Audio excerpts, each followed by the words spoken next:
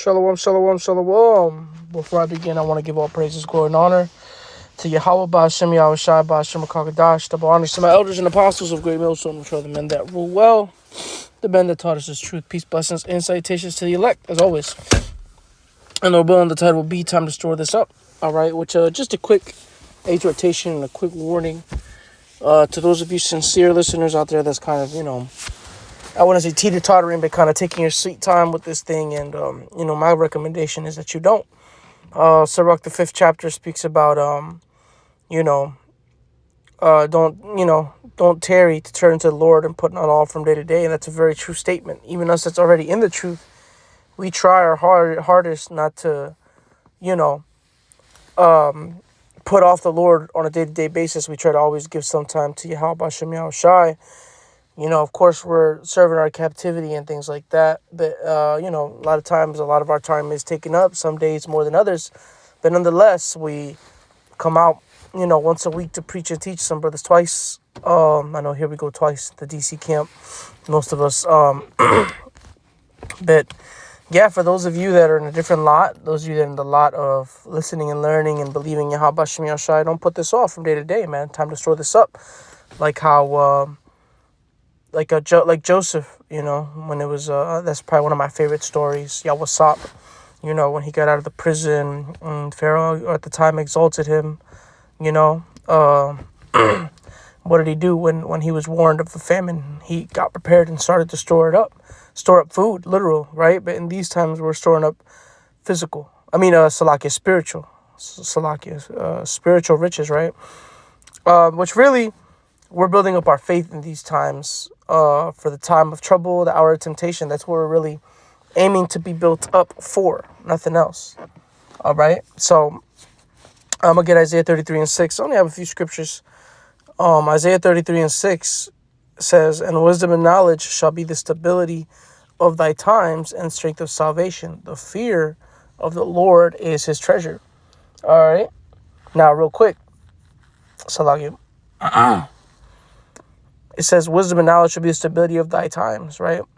When you read the book of Jeremiah, the 30th chapter, it speaks about a time of trouble as never was. That's that time that this is talking about, all right? When you read the whole chapter, you got to read the scriptures. But nonetheless, for time's sake, this is talking about that time, that time of trouble as never was. All right, Yahweh Shai spoke about it. All the prophets, they spoke about that time of trouble. They spoke about the day of the Lord and things like that.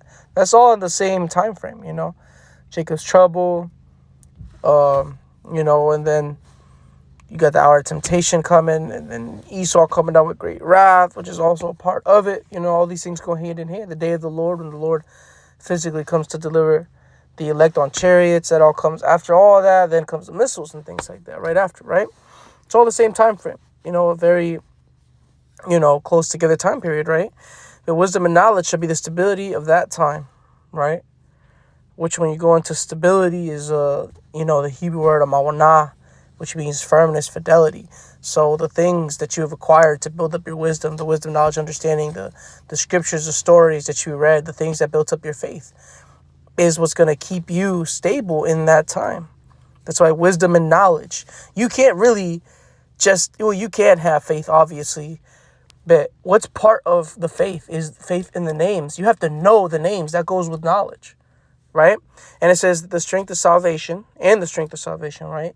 The fear of the Lord is his treasure, like it says Job 28:28. The fear of the Lord, that is wisdom. You see? So wisdom and knowledge, man, is gonna be what keeps us stable in that time. And the fear of Yahweh, Ba'ashem, Yahweh Shai really is our treasure, that wisdom. All right, what's a part of the wisdom?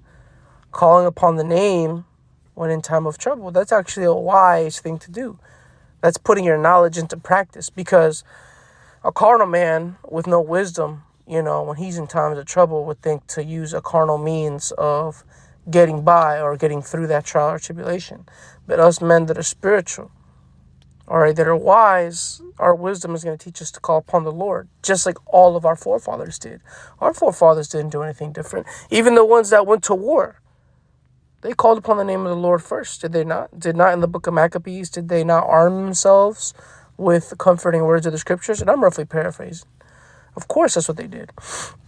Now, why is it important to store it up? Amos 8 and 11. All right, because it's going to be a time. Let's get this real quick. Amos 8 and 11.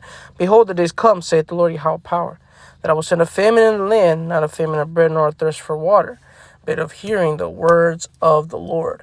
Now, is a good time to start looking for us? Is it when you're no longer allowed to just leave your house without asking permission? Because that's going to happen. Scriptures speak about man shall want to go into a city and shall not be able. That's not there for no reason. That's actually going to take place. We're going to see that happening one day. You see, the same way how when the elders and apostles prophesied of the chip, all right, or the sea hip, all right, and then one day it was starting to become announced that people are using this now. At one point, people could just call it a conspiracy theory. Now, it's out there. It's going to be the same thing with all the other scriptures. At one point, it was just a bunch of men yelling it out on the highways and then the edges, right? Now it's reality. What are you going to do then, right?